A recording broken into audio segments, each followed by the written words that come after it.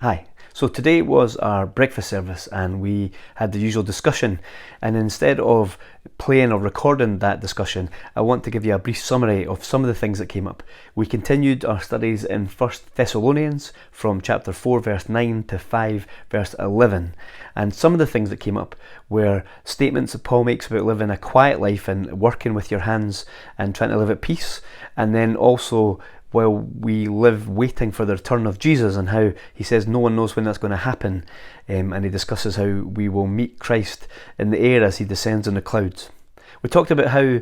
we might not want to take that absolutely literally, and instead how those may be signs about the return of a king, the presence of the king with his people, and in ancient times they went out to meet him, and the idea of the clouds comes up again and again in scripture, where it's about the revelation of God or the revelation of the Almighty One. And so this might not be something we need to look for specific signs of so much as recognizing it's about the return of our King Jesus, one who has authority over all things, has authority over all the other authorities in our life. And so we talked about the tension as well between living with that kind of huge understanding of the return of Jesus, some kind of cosmic significant event, and at the same time we're told to live aware of that and how that could happen anytime, and yet we're also told to live this quiet life working with our hands and maybe minding our own business. And so we talked about the contrast between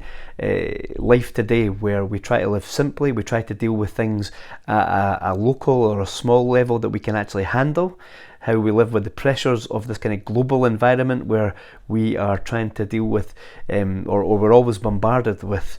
global issues and global questions, and sometimes that can overwhelm us. And we live in this tension between the global and the local. And so we live as Christians in the tension with all this, with all the global issues, and also trying to live out our Christian lives in the local. But above all, we wait for the return of Jesus, knowing that that could happen anytime, and yet knowing that it's been a very long time since these words were written. And at the same time, with this recognition, we try to live simply, trying to live honestly, and try to live a life locally that we can handle. So we didn't actually have an answer to these issues so much as recognizing the tension that we live within.